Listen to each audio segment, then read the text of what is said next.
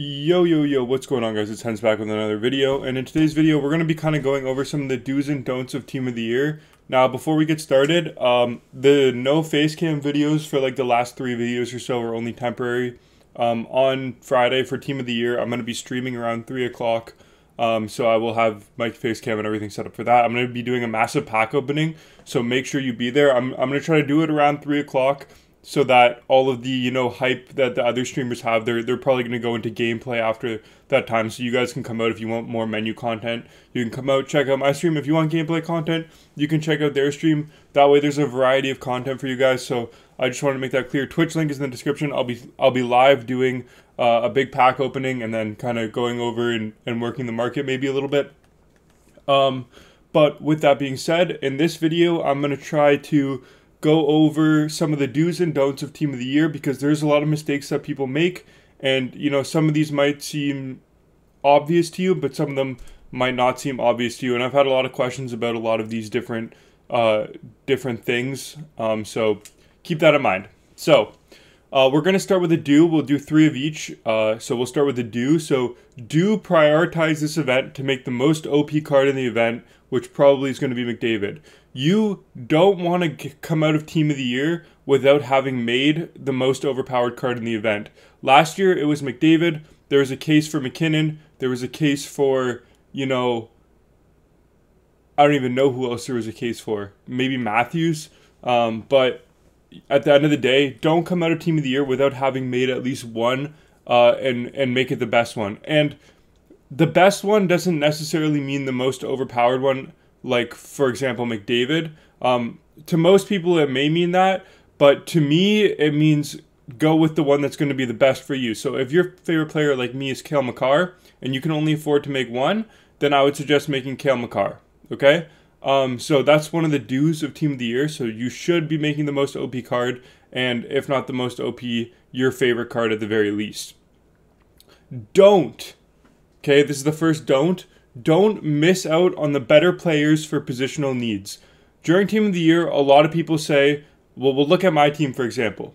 Say Quinn Hughes comes out. He's got 99 skating already, and he's got gold truculence right away. Okay? I already have, eventually this Quinn Hughes will be out here, and it'll be Victor Hedman here. I already have 3 high-end lefties. If that Quinn Hughes is going to be, better than, say, somebody who I have more of a positional need for, like, say, maybe Allmark, I'm not going to skip out on making that Quinn Hughes because I have so many lefties, because at the end of the day, he is the better card. So I'm not going to miss out on making the best players for positional needs, because at the end of the day, these other cards in my team aren't going to last in my team all year, and Quinn Hughes is. Team of the Year is an event that you want to build around the best players in the event, and you want to build your team around Team of the Years. Whereas with team builders, since you can build them over time and it's not a rush into a thing and you don't have a limited amount of time, you can kind of pick and choose which ones you want at certain times. So with Team of the Year, you want to build your team around the Team of the Year, but with these team builders and these MSPs, you want to build the MSPs around your team, if that makes any sense. So Team of the Year is the event that you want to make sure that you get the best cards, so that you don't, say, oh, I already have Jack Hughes at left wing, I don't need Connor McDavid. I have Jack Hughes, Modano, and Leclerc. McDavid wouldn't be that much better than any of these guys right now. Well, obviously I'm going to make McDavid because he's going to be going on my first line for the rest of the year, and he'll always be the best card in the game. So the next do is use all of your untradeable cards, including any cards that you have that are higher than 87 overall, which is what the max set will be, I think. And the players who you don't plan on keeping for a month. So, for example, for me, I have this Ron Francis and I have this Mark Messier in my team. I don't really plan on using these 2 cards for more than a month. So I'm going to be putting these cards into the sets. Now, you guys might say, well, that's stupid. Then there's going to be huge holes in my team. Well, at the end of the day, those holes are going to be able to be filled in the next coming weeks with new MSPs, and these cards are eventually going to be out of your team anyway. So if they're the difference between you making another Team of the Year and not, I absolutely say do go ahead and use these cards. I'm even probably going to use Koivu, and maybe even HS. Probably not HS, but if he's a difference, if I've like no coins left, for example, I've used all my cards, and I'm just this Natchez away from getting a McDavid, then I would use the Natures to get McDavid, because at the end of the day, McDavid is going to be more valuable to you than that Natures card will be. The next, but with that being said, I would say use these as your last resort. Do everything you can to try to not use them, but if you have to use them, go ahead and do it. I absolutely condone you guys using it. The next, don't use all of your coins and fodder right away to go ahead and rip and build these Team of the Years right away, okay? Because leading into my next don't, or so don't use all those coins and fodders right away, which kind of pairs into my next do, which is see if you can afford to buy a card tradable rather than using only your tradable fodder. If you rush into it right away and you build these cards, you say you have enough tradable fodder to make all 6 of them, and you make all 6 of them right away.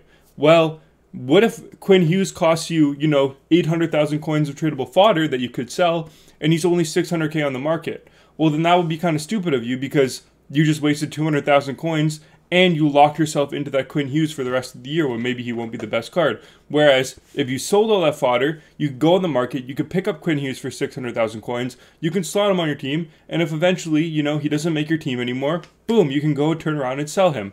And he will probably be able to be sold at a profit since his supply is going to dry up. So that's what I would recommend to you guys. Absolutely make sure that you're not rushing into it right away. Make sure that you're only building the ones that you absolutely know will be expensive ones, like McDavid, like McKinnon, and if Makar gets one, probably like Makar, or maybe even Draisaitl, but I'm not sure. But definitely don't build like somebody like Linus Ullmark with only tradable fodder, when you could probably sell all that tradable fodder and use that tradable fodder to break even, or maybe only spend a little bit more coins to have him tradable, and that way if you don't like him, well then boom, you can turn around and get those coins back rather than being stuck with that card for the rest of the year. And the next and final don't of the video, absolutely don't end Team of the Year with 0 coins in your collection. I made this mistake last year, and you kind of get handcuffed for a while after you do that, at least for a few weeks while you try to recuperate all of your coins. So I would absolutely recommend not ending your Team of the Year, save with 0 coins. I would try to at least keep, 100, 200, 300,000 coins, unless it's going to be the difference between you getting one Team of the Year or not. If it's going to be the difference between you getting, say, Quinn Hughes, or, a tertiary forward that you don't really need, maybe it's Draisaitl, maybe it's Pasternak. If you don't really need those cards, and you'd rather have those amount of coins, I would say make sure you try not to end your Team of the Year with 0 coins, because it, like I said, it does handcuff you. You will recuperate those coins eventually, but at the end of the day, I would say that having a little bit of coins in your collection to be able to trade with and recuperate those coins back, using the trading methods that I upload in my videos, is going to be super important. So yeah, with that being said, that's going to end the do's and don'ts of this video. But I'm going to go ahead and say this. Tomorrow, I'm going to be doing a Team of the Year prep video, kind of going over what I expect to happen when Team of the Year drops. And then when Team of the Year drops at 1 o'clock, I'll be recording a video right away, trying to get that uploaded as fast as possible. And then, like I said, at 3, I'll be streaming a big pack opening and probably starting my champs games. So yeah, with that being said, thank you guys all so much for watching this video. I greatly appreciate you guys stopping by, and I will see you guys in the next one. Bye, guys.